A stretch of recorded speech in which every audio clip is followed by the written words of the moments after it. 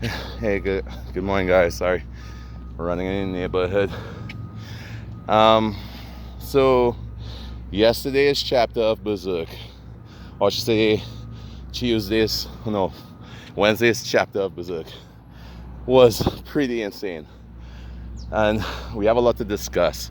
I'm here running. I was gonna make a nicer looking video for that, but I feel like so many things we have to talk about, and as I'm running, I'm thinking about them.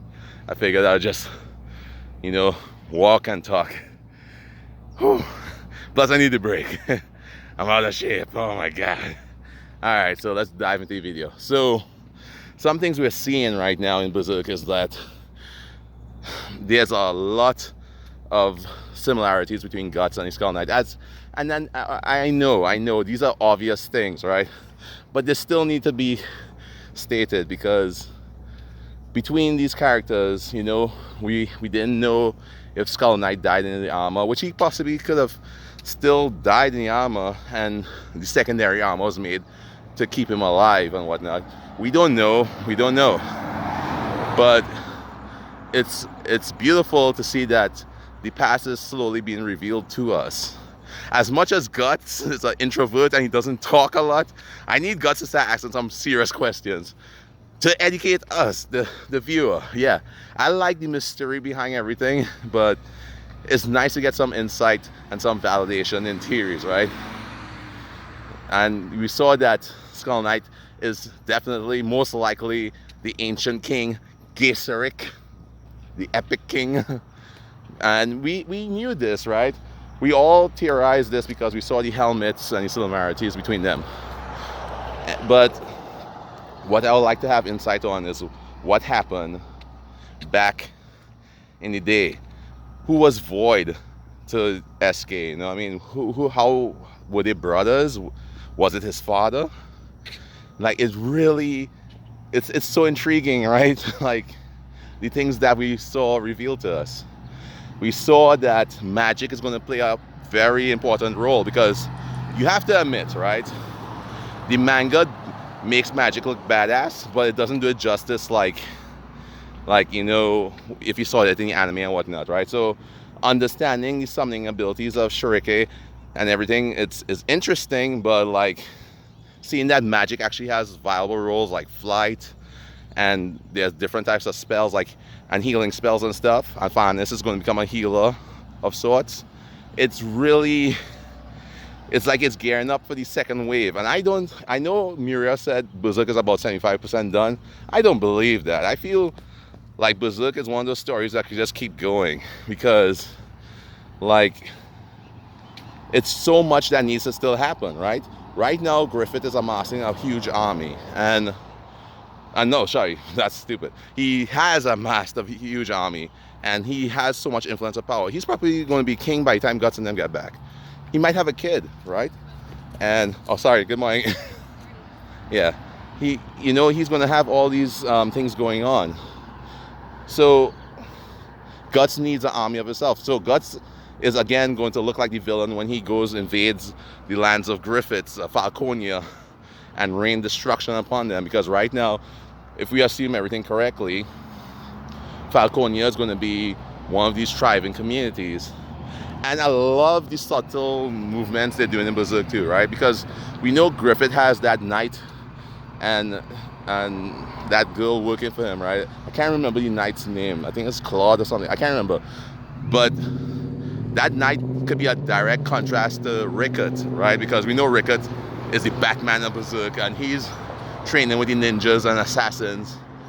But I can see the knight versus Rickert later on and stuff too, right?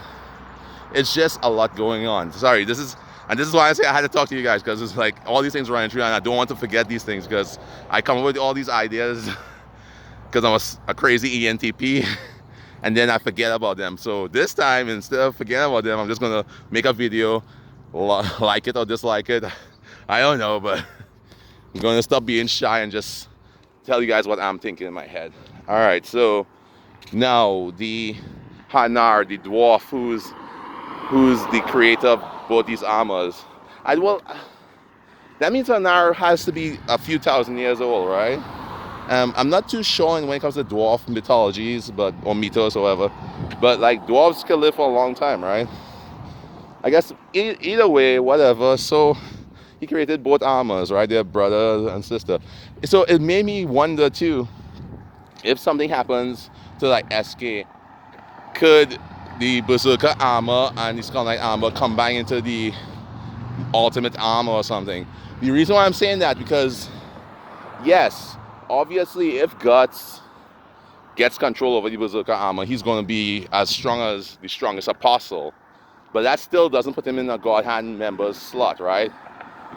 But with the SK's armor ability, because again, we know that Skull Knight is able to eat behemoths, and we know he, like, I think Skull Knight could be a behemoth bomb, but I'm going off tangent, but like, we know he can eat behemoths and stuff, so we don't know what is left of Skull Knight in that armor, right? He could be like Darth Vader, pretty much like no limbs, you know, and life support in the armor, for all we know. But I feel like Skull Knight and Guts are going to be fighting side by side soon, guys, you know, that's like ding, ding, ding, ding. And then like, oh my god, that'd be so badass. Or can you imagine like the fighting Skull Knight gets impaled, he's like, Guts, take my armor and take my sword activation, combine it with your Dragon Slayer and become the Dragon Slaying Sword of the Abyss. Oh, I like that name, Dragon Slaying Sword of the Abyss. Or the Abysmal Blade, right? Something cool. It can be like Abysmal Blade, oh. And then just start slashing through the astral realm. Right? Dude, honestly, once reading that chapter, I read it once, I slowed down, I read it again slowly. But alright, so back to what I was saying in the last video, like, we know Guts can't control that thing, and I don't know if Harnar is a capable warrior. Most likely he is, if he lives for 1,000 years. And Skull Knight is there, he could probably one-shot Guts. And that's another thing too.